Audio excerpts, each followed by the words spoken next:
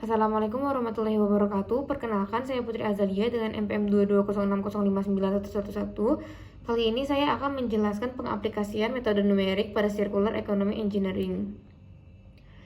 Jadi, Circular Economy adalah sistem ekonomi yang bertujuan untuk mengeliminasi limbah dan terus menggunakan sumber daya dengan cara yang efisien dan berkelanjutan.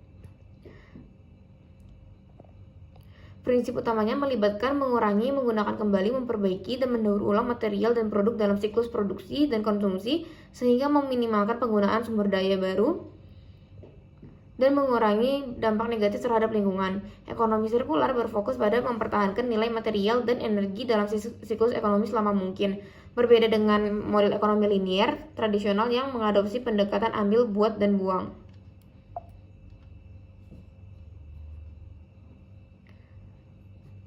Definisi Circular Economy Engineering adalah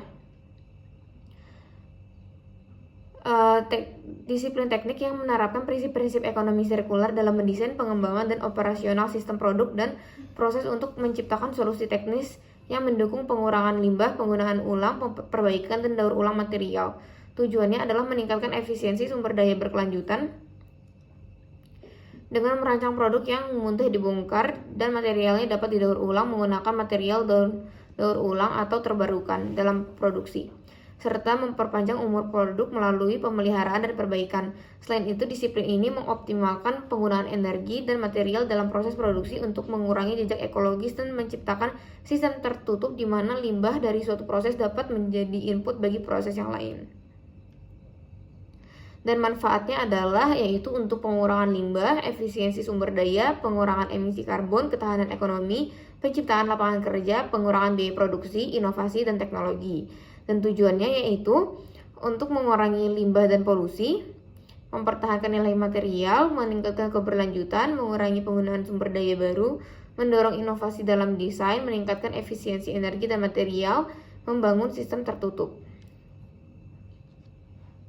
Dan ini merupakan metode DAI5.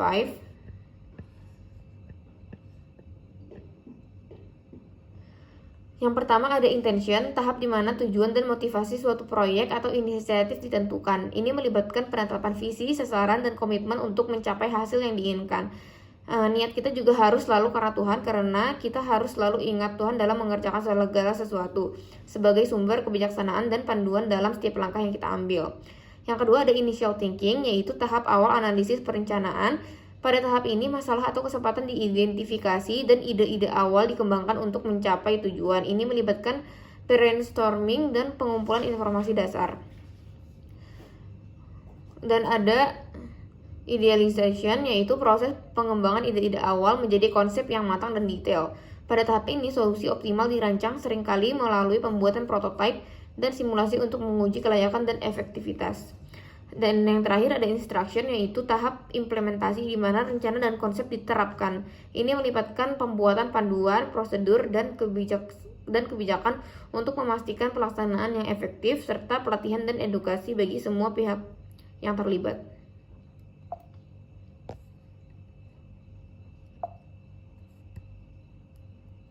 Selanjutnya ada manfaat dari metode DAI5. Manfaatnya yaitu menggunakan metode DAI5 dalam menyelesaikan sebuah kasus memberikan manfaat besar. Tahap intention menetapkan tujuan yang jelas, sementara initial thinking itu mengidentifikasi masalah dan peluang, idealization mengembangkan solusi yang optimal, dan instruction memandu implementasi yang efektif. Secara keseluruhan, metode ini memastikan penyelesaian kasus yang terarah, efisien, dan berkualitas, sambil mengurangi resiko kesalahan. Selain itu, metode DAI5 ini juga selalu diajarkan kepada kita bahwa harus selalu ingat Tuhan dan mengerjakan sesuatu harus karena Tuhan, mengajarkan pentingnya kebersamaan dan kolaborasi, serta kesadaran akan nilai-nilai moral yang mendasari tindakan kita, termasuk penghormatan dan kesetiaan kepada Tuhan. Selanjutnya adalah pengertian dari metode numerik. Metode numerik ini adalah pendekatan sistematis untuk memecahkan masalah matematika yang melibatkan perhitungan atau analisis menggunakan metode komputasi. melibatkan representasi masalah matematis dalam bentuk yang dapat diolah oleh komputer, dan kemudian menerapkan algoritma atau teknik komputasi untuk mendapatkan solusi numerik atau perkiraan yang mendekati solusi eksak. Metode numerik sering digunakan dalam berbagai bidang ilmu seperti fisika, teknik, ekonomi, dan sains komputer untuk memecahkan masalah yang kompleks atau rumit, yang sulit atau tidak mungkin diselesaikan secara analitis. Selanjutnya, pengaplikasian metode numerik pada circular economy engineering. Jadi, case yang ada di sini yaitu kita mengatasi krisis limbah plastik yang ada di desa XYZ. Jadi, pertama-tama kita gunakan dulu metode yang pertama dengan intention. Jadi desa XYZ memiliki masalah serius dengan manajemen limbah plastik yang merusak lingkungan dan mengancam kesehatan masyarakat. Niat utama dari proyek ini adalah mengurangi dampak limbah plastik dengan menerapkan prinsip-prinsip ekonomi sirkular menggunakan metode numerik. Kita harus niatkan karena Tuhan juga, karena ini bertujuan untuk meningkatkan keberlanjutan lingkungan dan kesejahteraan masyarakat di desa XYZ. Selanjutnya, memasuki tahap yang initial thinking. Analisis awal menunjukkan bahwa sebagian besar limbah plastik berasal dari kemasan makanan dan minuman sekali pakai. Pada tahap ini, data historis dan survei digunakan untuk memahami pola konsumsi plastik dan tren penumpukan limbah. Analisis lingkungan juga dilakukan untuk mengevaluasi dampak limbah plastik terhadap ekosistem setempat. Selanjutnya, kita memasuki tahap di idealization, yaitu dari analisis tersebut, solusi yang diidealkan adalah mengganti kemasan plastik dengan bahan ramah lingkungan seperti kemasan biodegradable atau reusable. Metode numerik dipilih untuk menghitung penghematan dan yang mungkin dicapai dengan mengganti kemasan plastik dengan opsi yang lebih berkelanjutan. Kode komputer akan digunakan untuk menggambarkan model ekonomi sederhana yang memperkirakan biaya dan manfaat dari opsi kemasan yang berbeda. Selanjutnya kita sudah memasuki ke tahap instruction. Di instruction ini karena dia merupakan step-step, jadi kita memiliki beberapa tahapan, yaitu tahapan yang pertama pemilihan model numerik. Pilihannya adalah penggunaan model ekonomi secara sederhana yang memperkirakan biaya dan manfaat dari penggantian kemasan plastik dengan opsi yang lebih berkelanjutan, melibatkan perhitungan biaya produksi, biaya pengolahan limbah, dan dampak lingkungan serta pendapatan yang dihasilkan dari penjualan kembali atau penggunaan ulang kemasan.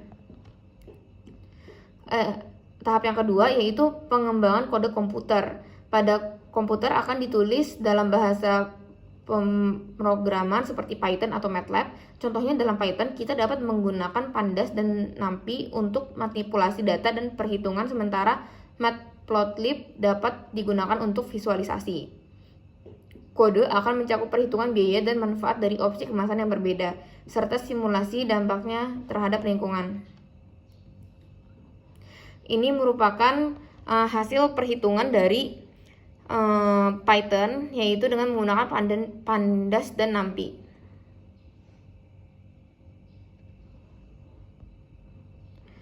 Baik, di tahap selanjutnya yaitu validasi dan verifikasi. Kode ini akan divalidasi dengan membandingkan hasilnya dengan perhitungan manual atau data historis yang telah diketahui. Ini memastikan keakuratan perhitungan dan kesesuaian hasil dengan ekspektasi. Selanjutnya, tahap yang keempat yaitu implementasi dan evaluasi. Yaitu setelah divalidasi, kode ini akan diimplementasikan untuk menghitung dampak penggantian kemasan plastik dengan opsi yang lebih berkelanjutan di desa XYZ. Hasilnya akan dievaluasi untuk menilai efektivitas solusi dan memastikan bahwa dampak yang diharapkan tercapai. Selanjutnya ada step yang kelima yaitu pemantauan dan pembaruan. Kode ini akan dipantau secara berkala untuk memastikan bahwa solusi terus berjalan dengan baik. Jika diperlukan, kode akan diperbarui atau disesuaikan berdasarkan hasil pemantauan atau perubahan kondisi di lapangan. Baik, jadi kesimpulannya adalah desa XYZ dihadapkan pada masalah yang serius dengan manajemen limbah plastik yang menyebabkan kerusakan lingkungan dan risiko kesehatan bagi masyarakatnya. Untuk mengatasi masalah ini, pendekatan circular economy engineering digunakan dengan menerapkan prinsip-prinsip ekonomi sirkular melalui metode numerik. Melalui tahap intention, initial thinking, dan idealization, solusi ideal diidentifikasi yaitu penggantian kemasan plastik dengan opsi yang lebih ramah lingkungan. Kemudian melalui tahap instruction, sebuah model ekonomi sederhana dikembangkan menggunakan kode komputer untuk memperkirakan biaya dan manfaat dari solusi tersebut. Implementasi solusi ini diharapkan dapat mengurangi dampak limbah plastik secara signifikan sambil meningkatkan keberlanjutan lingkungan dan kesejahteraan masyarakat desa XYZ. Demikian langkah-langkah ini merupakan langkah yang penting dalam menjaga keberlanjutan lingkungan dan kesejahteraan masyarakat di desa XYZ. Baik, melalui pengaplikasian metode numerik pada circular economy engineering telah dieksplorasi kemungkinan solusi yang inovatif dan berkelanjutan untuk tantangan kompleks dalam manajemen sumber daya dan lingkungan.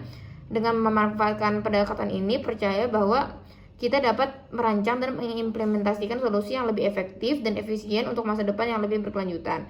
Namun, dalam upaya kita juga harus selalu mengingat Tuhan sebagai sumber kebijaksanaan dan panduan.